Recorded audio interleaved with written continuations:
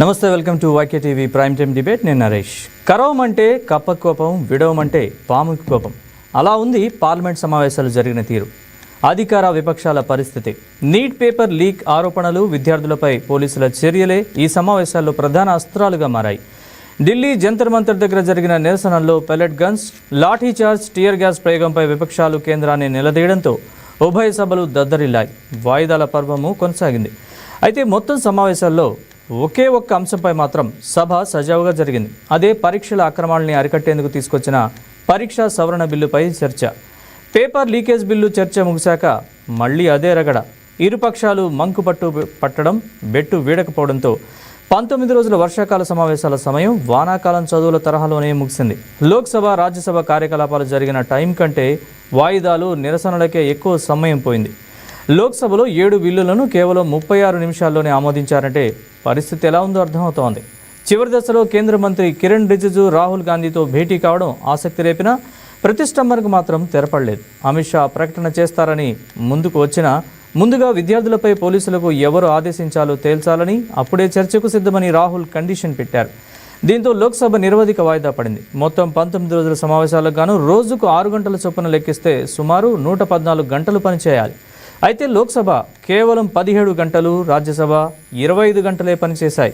ఈ పరిస్థితుల్లో అసలు ఈ వర్షాకాల సమావేశాల్లో ఎవరి పంతం నెగ్గింది? మెట్టు దిగని మొండితనం వల్ల ప్రజలకు ఏం ఒరిగింది? మన ప్రజాప్రతినిధులు ప్రజలకు ఎలాంటి సందేశాన్ని ఇచ్చారో ఇవాల్టి డిబేట్లో మనం చర్చిద్దాం. మనతో పాల్గొంటున్నారు తులసిరెడ్డి గారు, ఆంధ్రప్రదేశ్ కాంగ్రెస్ వ్యవహారాల మీడియా కమిటీ చైర్మన్, అలాగే జిలాన్ బాషా గారు, ఏపీ టీడీపీ అధికార ప్రతినిధి, అలాగే గఫూర్ గారు, ఎంఏ గఫూర్ గారు, మాజీ ఎమ్మెల్యే, సిపిఎం నాయకులు. అందరికీ నమస్కారం. తులసిరెడ్డి గారు, గఫూర్ గారు, అలాగే జిలాన్ బాషా గారు, ముగ్గురికి నమస్కారం. ముందుగా తులసిరెడ్డి గారు, మీతో స్టార్ట్ చేద్దాం డిబేట్. అలాగే మధుసూదన్ గారు, ఏపీ బీజేపీ రాష్ట్ర అధికార ప్రతినిధి, ఆయన కూడా జాయిన్ అయ్యారు. మధుసూదన్ గారు నమస్తే. తులసిరెడ్డి గారు, మీరు చెప్పండి. ఇవాల్టితో వర్షాకాల సమావేశాలు, పార్లమెంట్ వర్షాకాల సమావేశాలు ముగిశాయి. ఓవరాల్గా ఈ సమావేశాలు జరిగిన తీరు సో మీకేమనిపిస్తోంది? కాంగ్రెస్ పార్టీ ఎట్లా చూస్తోంది? ఇది కాంగ్రెస్ అనే కాకుండా ఒక పౌరుడిగా కూడా వచ్చేసి రాను పార్లమెంట్ సమావేశాల యొక్క క్వాలిటీ తగ్గిపోతుంది. అది ఇప్పుడేనే కాదు, రాను నేను 1988లో రాజ్యసభ మెంబర్గా ఉన్నప్పటికే అప్పటికే క్వాలిటీ తగ్గింది. అది క్రమేణా ప్రతి సమావేశానికి రోజుకు నానాటికి తీసికట్టు నాగంబొట్లు ఉన్నట్టు పార్లమెంటు సమావేశాలంటే ఇప్పుడు పెద్ద ప్రజలు పట్టించుకునే స్థాయికి లేకుండా పోయే స్థాయికి వచ్చింది. దీనికి ఒకరి కారణం కాదు, క్రమేణా వస్తున్నటువంటి పరంపరానుగతంగా దానికి ఒకరి మీద వాళ్ళు ఎక్కువ వీళ్ళు ఎక్కువ అని కాదు, కానీ తిలాపాపం తలా పెడికినట్టు అందరికీ వర్తిస్తుంది. కాబట్టి ఒక బాధాకరణ విషయమే ఇది. ప్రజాస్వామ్యానికి మంచిది కాదు, ప్రజలకు మంచిది కాదు, ప్రభుత్వానికి మంచిది కాదు, ప్రతిపక్షాలకు మంచిది కాదు. ఇవి పార్లమెంటు అసెంబ్లీ చర్చా వేదికలు. అవి చర్చా వేదికలు పోయి రాను రచ్చ వేదికలుగా తయారవుతున్నాయి. అది ఒక బాధాకరమైన విషయం. కాబట్టి దీని ఒకరి మీద నిందన కంటే కూడా ఇలా పాపం తలా పెడికడమే అవసరం. కాబట్టి ఇది బాధాకరమైనటువంటి విషయమే. నేను ఇది ఎక్కడే కాదు, చాలా రోజులు ఉంటే ఇది ఒక క్రమానుగతంగా రోజుకు ఎక్కువైపోతా ఉంది. ఈ రచ్చ ఎక్కువైపోయింది, చర్చ లేకుండా పోతా ఉంది. ఇది ప్రజాస్వామ్యానికి మంచిది కాదు. రైట్. అలాగే మధుసూదన్ గారు నమస్తే సార్. చెప్పండి. మధుసూదన్ గారు, పార్లమెంట్ సమావేశాలు చర్చ లేకుండా రచ్చ మాత్రమే పార్లమెంట్ సమావేశాలు చూసాము ఈ వర్షాకాల సమావేశాలు. సో బీజేపీ అంటే కాంగ్రెస్ పార్టీ ఏమో బీజేపీ మీద నెపన్నెడుతోంది, బీజేపీ ఏమో కాంగ్రెస్ పార్టీ మీద. ఏం చెప్తారు ఈ సమావేశాలు జరిగిన తీరుకు సంబంధించి, అలాగే బీజేపీ వ్యవహార శైలికి సంబంధించి?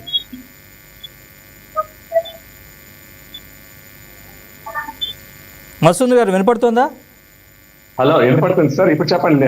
లైన్ కట్ అయింది, కొంచెం కట్ అయింది, సిగ్నల్ కట్ అయింది. ఈ పార్లమెంట్ సమావేశాలు, ఈ వర్షాకాల సమావేశాల్లో చర్చ లేదు, రచ్చ తప్ప అనేది మన అందరికీ తెలిసిపోయింది. ఇవాళతో అయిపోయే సమావేశాలు.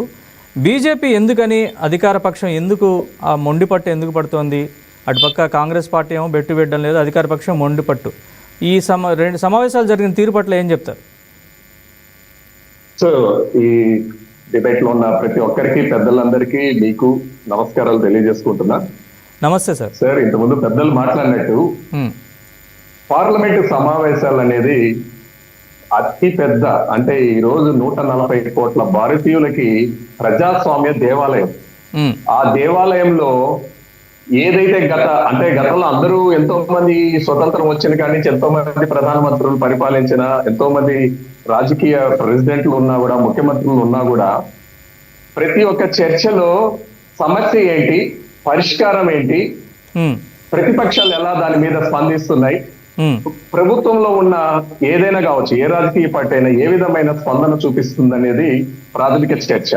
అందులో ప్రజాస్వామ్యం లాంటి దేవాలయంలో సమయాన్ని వృధా చేయకుండా ఏదైతే సమస్య ఉందో ఆ సమస్యకు పరిష్కార మార్గం ఎన్నుకునేదానికి ప్రతిపక్షాల వాళ్ళ యొక్క డిమాండ్స్ ఏంటి, ప్రభుత్వం దాని మీద చేపట్టిన చర్యలు ఏంటి, దాని మీద తీసుకున్నటువంటి ప్రయోగాత్మకమైన సరే, నిర్ణయాత్మకమైన సరే, సంస్కరణల వైజైన వేసిన అడుగులు ఏంటి అనేది ప్రధానమైన అంశాలు.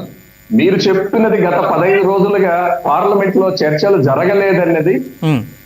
100% వాస్తవం. ఎందుకు జరగలేదు, ఎవరి వల్ల జరగలేదు, ఎవరైతే ప్రజాప్రతినిధులు ఉంటారో వాళ్ళు తెలియజేయాల్సినటువంటి అంశం మీద చర్చ దిశగా పోతుందా, లేదా కావాల్సిన అడ్డదొరిగా దానికి అడ్డుపడి అక్కడ ఆ చర్చ జరగకుండా ఆ పార్లమెంట్ సమావేశాన్ని వృధా చేస్తూ అక్కడి నుంచి వాకౌట్ చేయడం అనేది న్యాయబద్ధంగా ఉందా లేదా అనేది ఇక్కడ సమస్య. ఇప్పుడు మీరు గమనించుంటే, అంటే ఏదైతే కాంగ్రెస్ పార్టీ రాహుల్ గాంధీ అధ్యక్షతన ఆయనే రైస్ చేశారు, మీరు ఏదైతే మన జంతర్ మంతర్ జరిగిన అంశం మీద ప్రధానంగా ఫస్ట్ కేంద్ర విద్యాశాఖ మంత్రి వాళ్ళు రాజీనామా, ఆ రోజు ఆ చర్చ డిమాండ్ చేస్తూ దానికి సంబంధించి వాకౌట్ చేయడం, తర్వాత ఏంది నీట్ పేపర్ల లీకేజ్ విషయం మీద అడ్డుపడడం, దాని మీద వాకౌట్ చేయడం, తర్వాత ఏంది కేంద్ర హోంమంత్రి మాట్లాడాలనడం, ఆ రోజు దానికి అడ్డుపడడం, ఒక్కొక్క రోజు ఒక్కొక్క రకమైన డిమాండ్ కోర్టు ఏదైతే చెప్పాలనుకుంటారో కేంద్ర ప్రభుత్వం వారు దానికి అడ్డగించుకుంటూ ఆ చర్చ జరగకుండా వాకౌట్ అంటారా, లేకపోతే లేకపోతే దీన్ని తప్పుదో పక్షమంటారా, లేక అవాస్తవాన్ని ఒక్కొక్క రోజు ఒక్కొక్క డిమాండ్ మీద పోతుంటే దాన్ని ప్రతి ఒక్కరూ ఇక్కడ ఉన్న మొత్తం భారతదేశం అంతా, భారతీయులంతా కూడా చూశారు. అక్కడ ఎలాంటి చర్చ జరుగుతోంది, దానికి ఏ విధంగా స్పందిస్తున్నారు, ఆ స్పందించేటప్పుడు ఈ యొక్క ప్రతిపక్ష నాయకుల యొక్క యాక్షన్, రియాక్షన్, యాటిట్యూడ్, బిహేవియర్ ఇవన్నీ కూడా ఏ దిశలో ఉన్నాయనేది కొత్తగా చెప్పాల్సిన అవసరమే లేదు. యావత్ భారతదేశం కూడా చూసింది. ఈ రోజు ఆ పార్లమెంట్ లో నిజంగా ఈ 15 రోజులు వృధా అనేది కూడా ప్రతి ఒక్క భారతీయులకి తెలిసిన అంశమే. కావాలంటే మీరు సమయం ఇస్తే ఆ వీడియో క్లిప్స్ కూడా మీకు చూపిస్తా. ఇక్కడ కేంద్ర ప్రభుత్వం ఏం చెప్తుంది, ప్రతిపక్ష నాయకుడిగా ఏం అడుగుతున్నాడు, దాన్ని వదిలేసి వేరే డిమాండ్స్ లకు పోవడం ఏంటి, అడ్డుపడడం ఏంటి, నిజాలు వాస్తవాలు ప్రజలకు తెలియజేయాల్సిన బాధ్యత కేంద్ర ప్రభుత్వానికి. ఆ కేంద్ర ప్రభుత్వం చెప్పే సమయము వినే ఓపికన్నా ఉండాలి. ఆ వినే ఓపిక ఉన్నప్పుడు 140 కోట్ల మంది ప్రజలు చూస్తున్నారనేది కూడా బాధ్యత కలిగిన ప్రతిపక్ష హోదాలో ఉన్న రాహుల్ గాంధీ గారికి అంటే సమన్వయంగా తెలియజేస్తున్నా. ఎందుకు తెలియజేస్తున్నానంటే, ఒక హోదాలో ఉన్నప్పుడు, ఒక ప్రతిపక్ష హోదాలో ఉన్నప్పుడు అతనికి ఈక్వల్ గా కేంద్ర ప్రభుత్వాన్ని అడిగేంత అధికారాలు ఉన్న వ్యక్తి ఏ విధంగా బిహేవ్ చేయాలి, ఏ విధంగా మాట్లాడాలి, నిజానికి ఎంత దగ్గరగా ఉండాలి. వాస్తవం అప్పుడు పాతకాలం వేరే అండి, పాతకాలంతా వేరు. అప్పట్లో ఈ స్మార్ట్ ఫోన్లు లేవు, సోషల్ మీడియా లేవు, వేరే సమాధానాలు. మనం ఏం చెప్తే ప్రజాప్రతినిధులు అదే నమ్మేవాళ్ళు, అదే వినేవాళ్ళు. అక్కడ జరుగుతున్న మాటల యుద్ధంలో ఎవరి వాస్తవానికి ఎంత దగ్గరగా ఉన్నారనేదే నమ్మేవాళ్ళు. ఇప్పుడు ఆ కాలం లేదు. మనం ఎంత నిజాయితీగా ఉన్నాం, మనం దేని మీద ఏ విధంగా స్పందిస్తున్నాం, అక్కడ జరిగిన ఇన్సిడెంట్ మీట్లో వాస్తవం మాట్లాడుతున్నామా, అవాస్తవాలు మాట్లాడుతున్నాం అనేది అక్కడ ప్రాథమికమైన అంశం. దీన్ని బట్టి అర్థమవుతుంది ఆ చర్చలకి కారణం ఎవరు, అది వేస్ట్ అయ్యేదానికి, వృధా అయ్యేదానికి కారణం ఏదనేది ఈ సందర్భంగా తెలుసుకోవచ్చు. రైట్.